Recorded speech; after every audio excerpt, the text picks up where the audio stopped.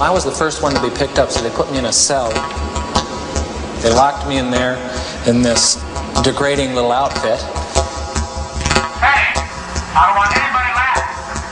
Violating the rules, I'm under simulation! I gotta go to a doctor, anything. Jesus Christ, I'm burning up inside, don't you know? I've never screamed so loud in my life. Never been so upset in my life. It was an experience of being out of control. I just fucking can't take it. Stanford University, Northern California, one of America's most prestigious academic institutions, and in 1971, the scene of one of the most notorious experiments in the history of psychology. I was interested in what happens if you put good people in an evil place.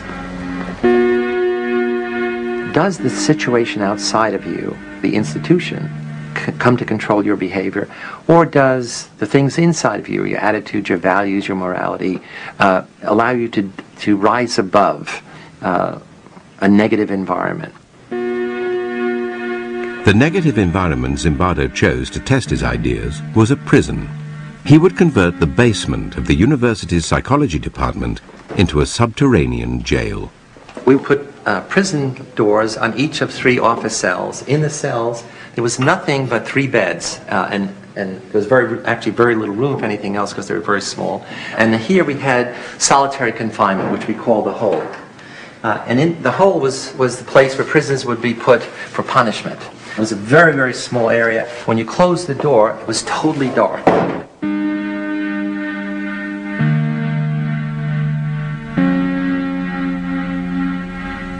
All the guards wore military uniforms, and we had them wear these silver reflecting sunglasses. And what it does is you can't see someone's eyes, and so that loses some of the humanness, the humanity. In general, we wanted to create a sense of power. That is, the guards as a category are people who have power over others, in this case, power over the prisoners. A decade earlier, psychologist Stanley Milgram had also looked at how we respond to authority. In order to understand how people were induced to obey unjust regimes and participate in atrocities such as the Holocaust, he set up an experiment. Volunteers were told they were taking part in scientific research to improve memory. Will you open those and tell me which of you is which, please? Teacher. Separated by a screen, the teacher would ask the learner questions in a word game and administer an electric shock when the answer was incorrect. He was told to increase the voltage with each wrong answer. Cloud. Horse. Rock. House. Answer. Wrong. 150 volts. Answer. Horse. Experiment. That's all. Get me out of here. Get me out of here, please. Continue, please. Go right on. I refuse to go on. Let me out. You refuse to go on? The experiment requires you continue, teacher. Please continue. Participants didn't know that the learner was really an actor and the so-called shocks harmless. You're going to get a shock. 180 volts. Oh. I can't stand the pain. Let me out of You here. can't stand it. I'm not going to kill that man, eh? I mean, who's going to take the responsibility if anything happens to that gentleman? I'm responsible for anything that happens here. Continue, please. All right, next one. Slow. Walk, dance, truck, music. 2/3 of volunteers were prepared to administer a potentially fatal electric shock when encouraged to do so by what they perceived as a legitimate authority figure. In this case, a man in a white coat. 375 volts. I think something's happened to that fellow in there. I don't get no answer. He was hollering with less voltage. Can't you check in and see if he's all right, please? Milgram's findings horrified America. They showed that decent American citizens were as capable of committing acts against their conscience as the Germans had been under the Nazis. Like Milgram, Zimbardo was interested in the power of social situations to overwhelm individuals.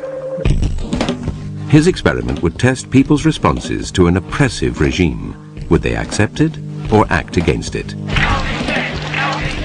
Zimbardo's experiment was conducted against a backdrop of civil rights activism and protest against the Vietnam War. There was a sense of student power, student dominance, and student rebellion against authority in general. It was from the student body that Zimbardo selected his participants.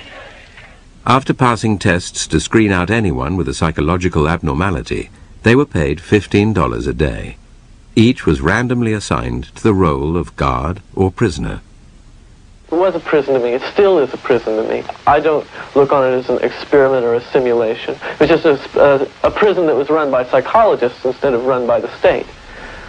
I was 20, and that September I was going to college, and it would be nice to have a summer job, but there sure wasn't a lot of time left. And I looked in the want ads, and I found this thing which was just going to fit. It was just 2 weeks.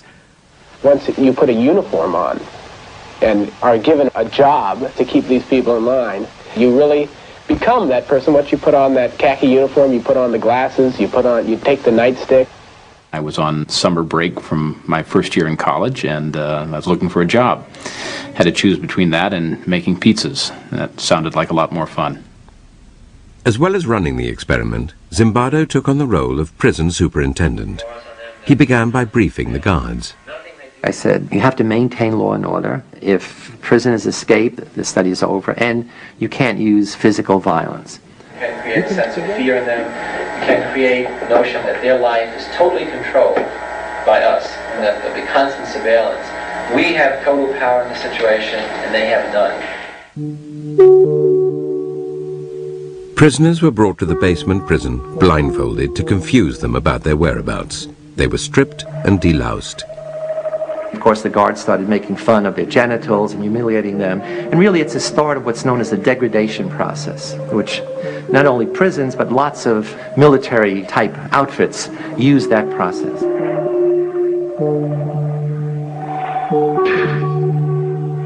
When I first got here, even though I had to strip, when they would call me names, I still didn't feel at all like I was in the prison. I was just looking at it as a job. I recall sort of walking up and down the very short hallway, which was the prison hall, and looking in on the prisoners, and they're basically lounging around on their beds. I felt it was like the day in summer camp. The first day I said, this might be a very long, very boring experiment, because it's conceivable nothing will happen.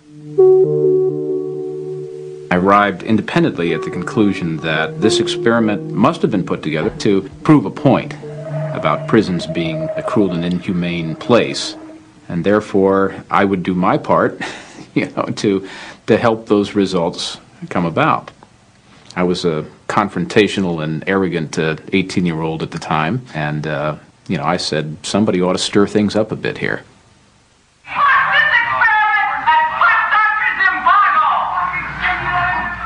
On the second morning, the prisoners had decided to stir things up as well. The guards found some of them had used their beds to barricade their cell. Prisoner 8612 was one of the ringleaders of the rebellion.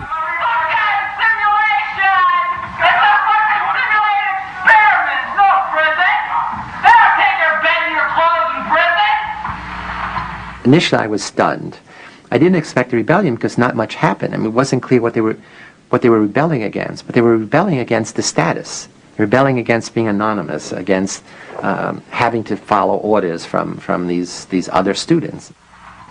As punishment for the rebellion, prisoner 8612 was put in the hole, and the guards turned on the other prisoners. The guards felt that they now have to up the ante of being tough. The prisoners made the mistake of beginning to use profanity against the guards in a very personalized way. So not against the guards, but, you little punk, you big shit, and so forth. And the guards got furious. Everybody out! Well, gentlemen, here it is time for count. Prisoners were repeatedly woken in the middle of the night. The guards made them do menial, physical tasks and clean out toilets with their bare hands.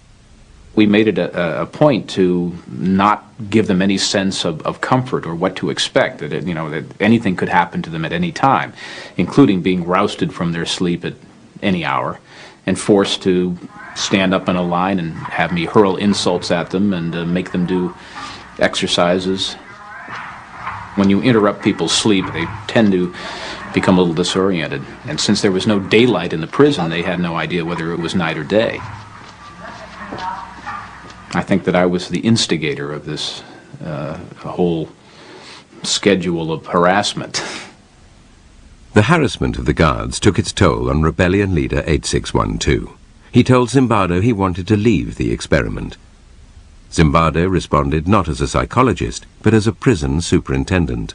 I said, well, I can see to it the guards don't hassle you personally, and in return all I would like is some information from time to time about what the prisoners are doing.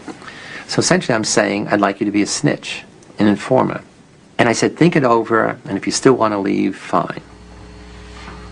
Confused, prisoner 8612 returned to his cell and told the other prisoners that no one could leave.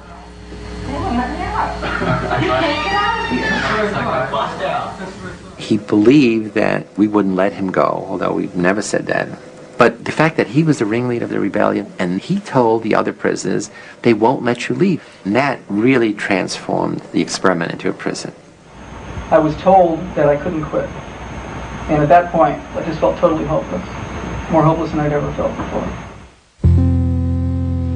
Soon after returning to his cell, prisoner 8612 started showing signs of severe distress. God damn it! You're fucked up! You don't know, I mean, God! I mean, Jesus Christ, I'm burning up inside, don't you know? I just fucking can't take it. He came up with a plan that if he acted crazy, we would have to release him. I'm so fucked up inside, I feel really fucked up inside, you don't know, I gotta go. To a doctor, anything. I can't say that, I'm fucked up, I don't know how to explain it, I'm all fucked up inside! I want out!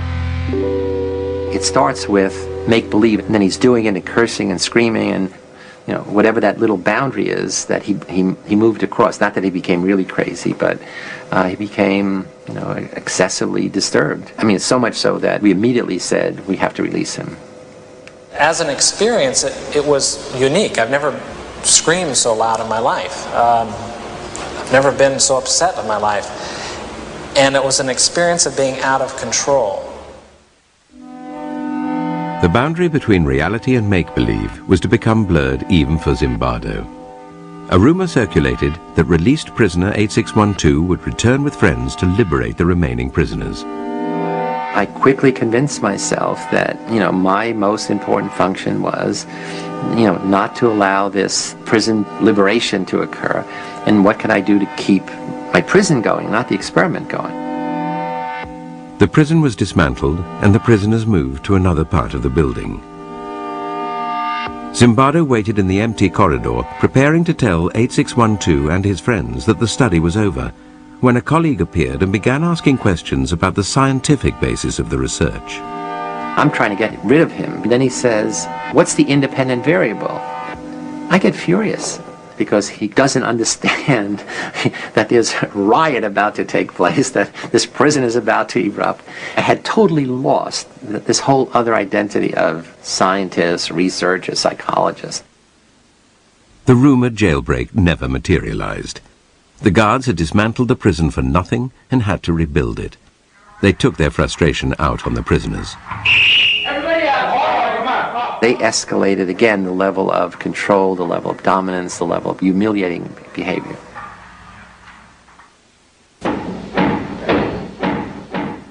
"819 was the next prisoner to rebel against the harassment of the guards. He barricaded himself in his cell and refused to take part in the count. You're not only not getting a cigarette, but for as long as the cell's blockaded, you're going to be in solitary when you get out. For 819's disobedience, the guards made his cellmates do mindless work. This undermined any vestige of solidarity amongst the prisoners, who now chose to accept the tyranny of the guards rather than risk further harassment. That was one of the surprising things to me, is that there was so little that the prisoners did to support one another after we started our campaign of, divide and conquer. Isolated and distraught, prisoner 819 told Zimbardo he wanted to leave. While I'm interviewing 819 and saying, okay, it's all over, thank you for your participation, I'll give you money for the whole 2 weeks, even though you're leaving early, he hears the prisoners shouting, 819 did a bad thing. Prisoner 819 did a bad thing. Prisoner 819 did a bad thing. Prisoner 819 did a bad thing. And he said, I can't leave. And he's crying. And he says, I can't leave. I said, what do you mean you can't leave? He said, no, I have to go back. Because I don't want them to think that I'm a bad prisoner. And that's when I really flipped out. That in such a short time, a college student's thinking could become so distorted. I said, you're not a bad prisoner. You're not a prisoner. And this is not a prison. And it was this thing where he opened his eyes. And it was just really like a cloud being lifted. Seeing things clearly, prisoner 819 reverted to his original request and was released. To replace him, the experimenters called in one of their reserves from the standby list. I got a phone call saying, "Are you still available as an alternate?" Kind of cheery female secretary voice. I said, "Yes, sure." And so she said, "Could you start this afternoon?" And I said, "Yes, sure." And my role in the experiment really began.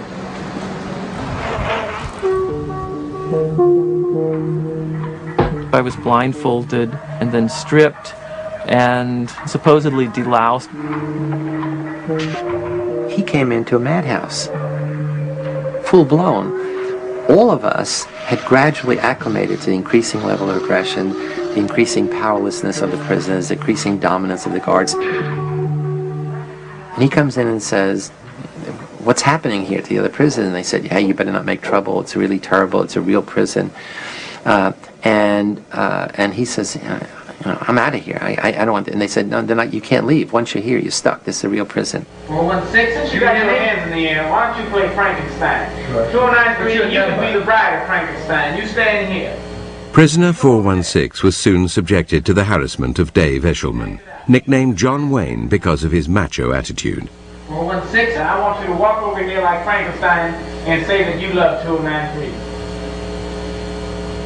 I made the decision that I would be as intimidating, as cold, as cruel as possible.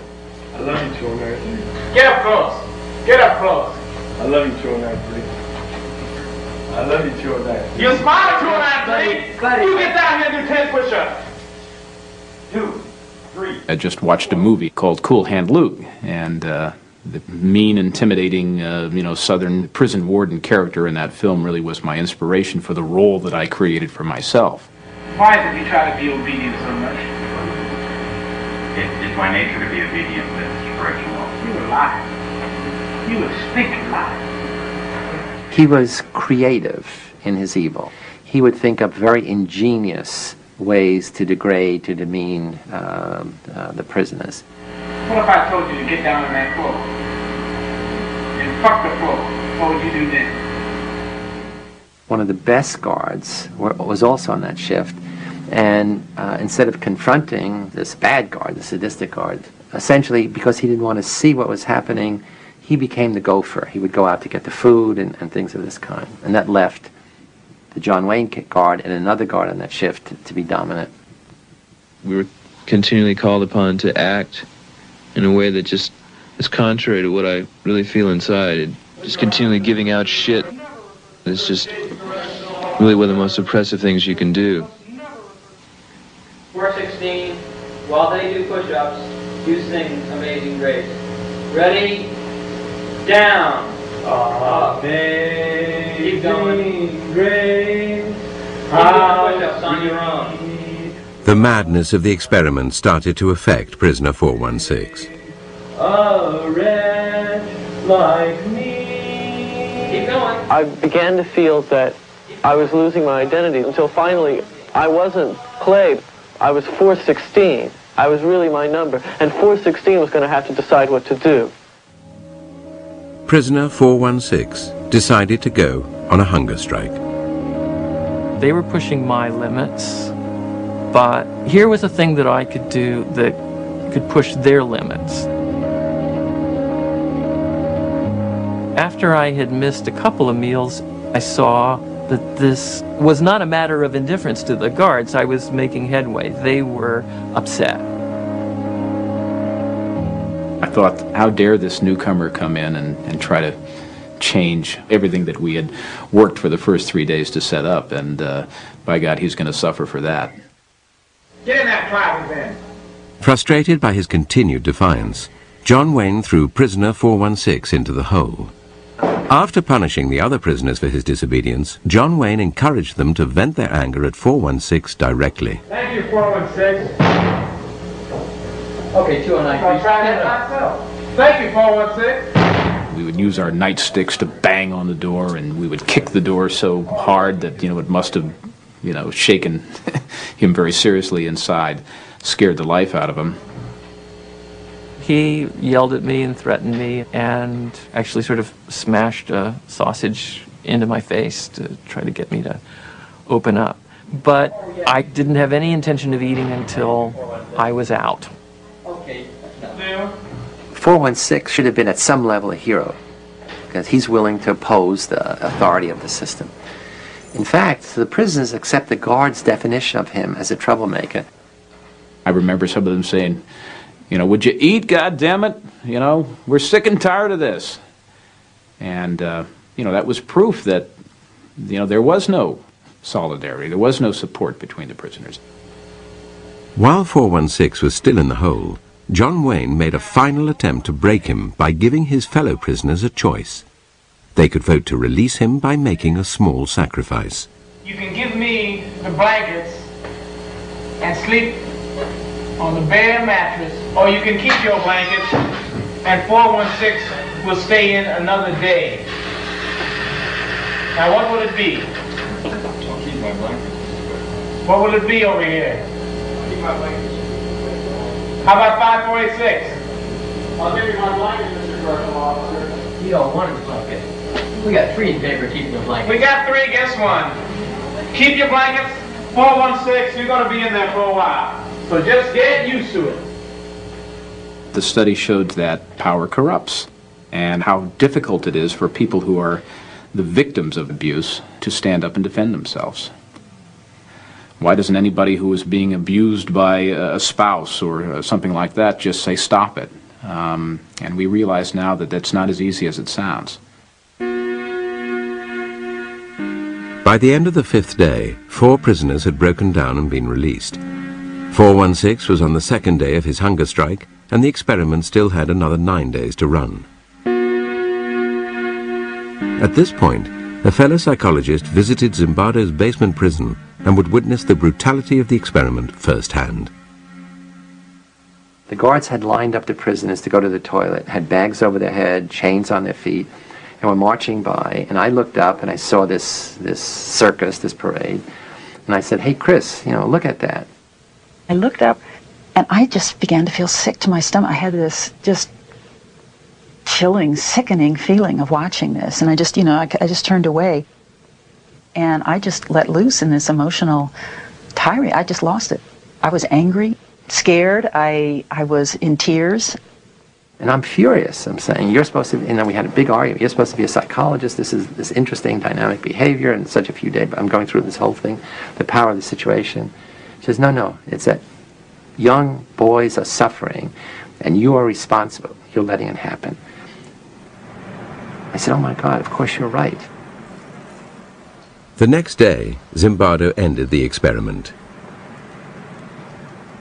Studies like his stimulated heated debate about the ethics of using human subjects.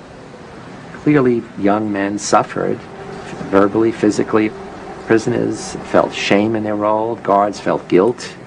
So in that sense, it's unethical. That is, nobody has the right, the power, the privilege to do that to other people. In the wake of experiments like Zimbardo's and Milgram's, ethical guidelines changed, introducing greater safeguards to protect participants. In the Stanford experiment, Zimbardo might have spared his volunteers distress had he not taken on a dual role in the study. If I was going to be the prison superintendent, I should have had a colleague who was overseeing the experiment, who was in a position to stop it at any point, or I should have been the principal investigator and get somebody who was going to be the prison superintendent. I realized that was a big mistake, to play both those roles and be shifting back and forth. After the experiment, Zimbardo brought all the participants together to talk about their experiences. John Wayne would now come face to face with the hunger striker he had tormented. I was a little worried. I said, oh my God, he's really going to come down on me hard now, now that we're on equal footing. It harms me. How did it harm you? How does it harm you? Just to think about it, you mean that people can be like that? Yeah. It let me in on some knowledge that I've never experienced firsthand. Because I know what you can turn into. I know what you're willing to do. When I look back on it now, I behaved appallingly. You know, it was just horrid to look at. I think I tried to explain to him at the time that, you know, what you experienced and what you hated so much was a role that I was playing, that that's not me at all. He was trying to dissociate himself from what he had done. That did make me angry. Everyone was acting out a part and playing a role. Prisoners, guards, staff, everyone was acting out a part. It's when you start contributing to the script, that's you, and thus it's something you should take responsibility for. I didn't see where it was really harmful. It was degrading, and that was part of my particular little experiment to see how I could...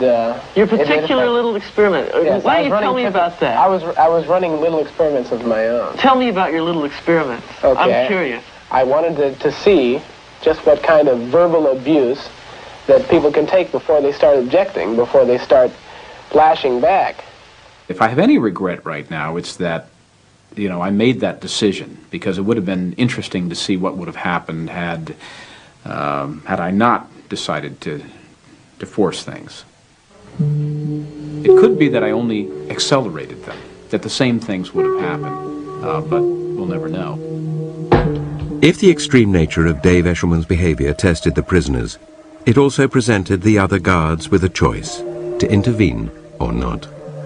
It surprised me that no one said anything to stop me. They just accepted what I said, and no one questioned my authority at all. And it really shocked me. Why didn't people, when I started to abuse people so much, I started to get so profane that, and still people didn't say anything. There were a few guards who hated to see the prisoners suffer. They never did anything which would be demeaning of the prisoners. The interesting thing is, none of the good guards ever intervened in the behavior of the guards who gradually became more and more sadistic over time. We like to think there is this core of human nature that good people can't do bad things, and that good people will dominate over bad situations. In fact, one way to look at the Stanford prison study is that we put good people in an evil place, and we saw who won. Well, the sad message is, in this case, the evil place won over the good people. It did show some very interesting and maybe some unpleasant things about human behavior. It seems like, you know, every century, every decade that we go through, you know, we're suffering the same kind of atrocities, and you need to understand why these things happen. You need to understand why people behave like this.